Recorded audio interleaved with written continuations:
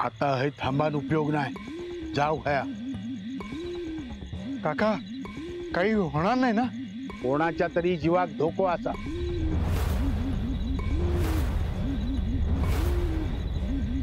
ह्याच्या आधी ह्या जमिनीत असा करूचा कोणी धाडच करूक नाही. पण ह्या निस्तारूक उद्या माका पूजा करूची लागतली. ही जागा शुद्ध करू होई. पण निलिमाचं एक उपाय असा, त्याच्या अंगावरतून उतारो काढून टाकू गयो. पहिने ऐकणार हा काय? अरे जीव वयो तर उपाय करू गयो.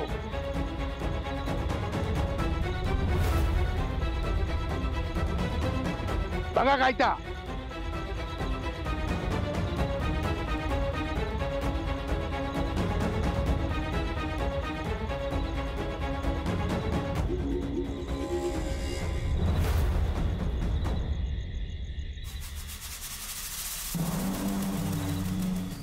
जाऊबाई, जरा पडता हास.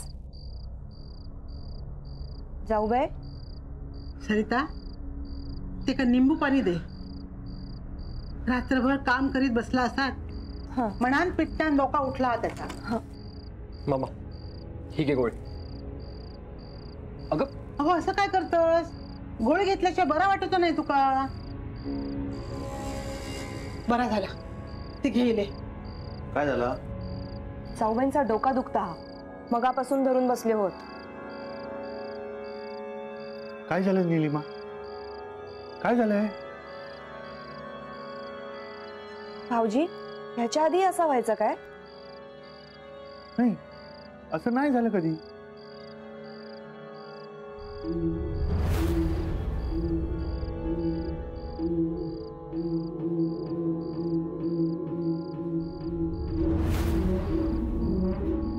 पण त्या दिवशी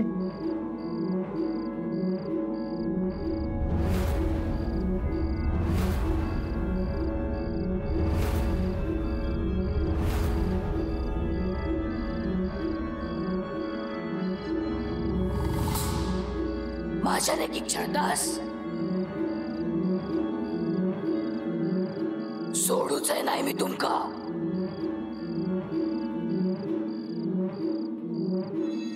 शेवंता म्हणतात मका. सरिता, ते का अंगावर लाव. वय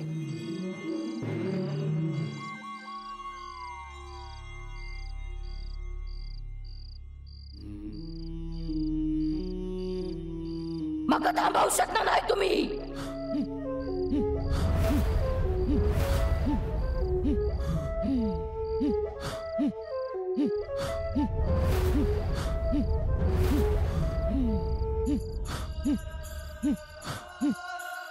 शेवंता परत इला.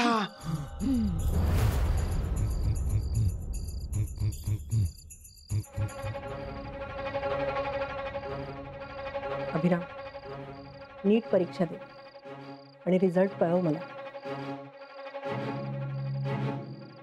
आणि हो, लग्नाची तारीख आहे.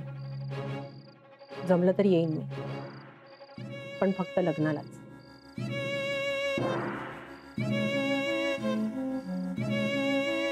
आई, तुमचं तिन्ही मुलांवर प्रेम आहे ना? मग छायाचं काय?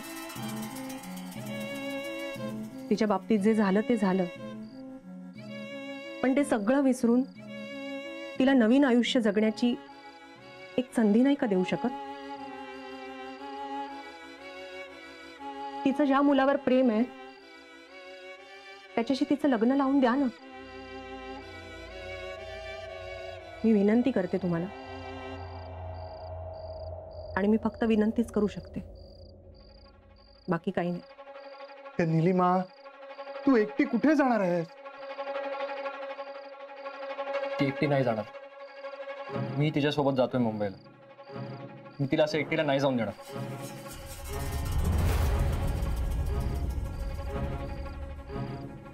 त्यांनी मुंबईला यायचं की नाही हा त्याचा डिसिजन आहे, पण मी उद्या निघते.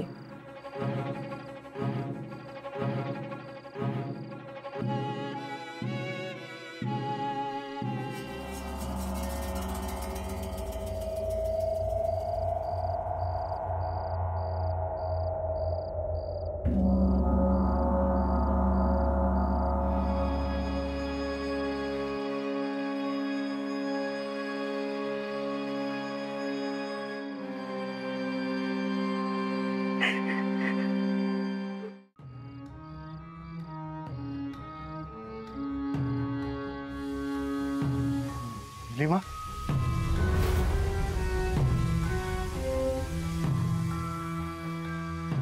I am sorry. तुझे कपडे कपाटातच ठेवलेले आहेत. निलिमा तू समजतेस तसं काही नाहीये. आम्ही तुला अडकवण्याचा प्रयत्न करत नाही आहोत.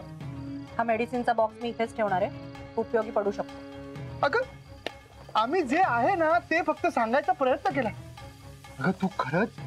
माधव, या एक्सपायरी डेट संपलेल्या गोळ्या डब्यात काय करतायत? अगं निलिमा निलिमा प्लीज ऐकशील माझं. माधव, नायकांच्या घरातल्या पुरुषांनी बायको समोर असे हात जोडलेले जर कोणी पाहिलं ना तर गावात चर्चा होईल रे.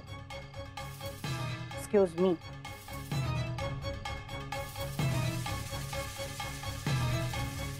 निलिमा आय नो तू खूप हर्ट झालीस. अगं पण तू काही ऐकूनच घ्यायला तयार नाहीयेस. हे बघ तू प्लीज जाऊ नकोस ना प्लीज. हा मला तिथे खूप काम आहेत. अगं काम काय मला पण आहे. पण मी इथे अडकलेली नाहीये. एनिवेज, इथल्या जमिनीच्या कामाचं बघ आणि लवकर मुंबईला ये. कॉलेजलाही कळव तू सुट्टी वाढवून घेतली असते, कारण त्यालाही काही लिमिट्स आहेत ना. आणि तुझी कादंबरी काय तू तिथे येऊनही पूर्ण करू शकतोस. आता खूप अनुभव आहे तुझ्या गाठीशी. आणि हो, सायंटिस्ट म्हणून या सगळ्यावर माझा विश्वास नव्हता, विश्वास नाहीये. आणि म्हणूनच मी या सगळ्याला विरोध करत होते. पण एक बायको म्हणून सांगते, तू या सगळ्यात अडकू नकोस. कारण तुला काही झालेलं मला नाही चाल. निलिमा नाही, मी इमोशनल झालेली नाहीये आणि मला रागही आलेला नाही. हां, थोडं वाईट वाटलंय, बट इट्स ओके.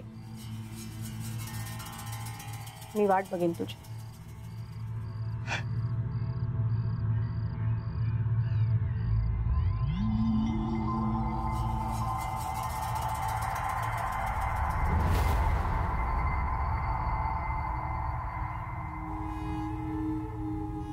काय माझे खोबरा किसून दमुक झाला. काय हो, काय झालं? सरिता, वहिनी बरोबर आता हे असंच होणार. हा म्हणजे कुणीतरी वहिनीवर फिरवून टाकलेला आणि ह्या सगळा त्या केसांमुळे झाला. म्हणजे देवशेतात एक गाठोडं सापडलेला पुरलेला, त्याच्यामध्ये ह्यो केसांचा पुंजक होता आणि नारळ. पण कशावरून ते जाऊबाईंचेच केस? वहिनींची केस गळत होते ना. बरोबर आहे तुमचं. हा सगळा त्याच्यामुळेच होता. पुढे काय काय होणार आहे काय माहिती. आणि आता मुंबईला चालले आहोत. आर्चिसासाठी खोबऱ्याची कापा केली आहे. चला देऊक होई. चला.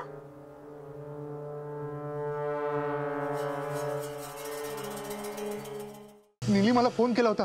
अहो डॅड, मम्मा झोपली आहे आणि तिचा फोन सायलेंटवर असेल. काय हीच संधी आहे. जाऊबाई पण घरात नाही होत. मध्ये मध्ये कोण काय करणार नाही.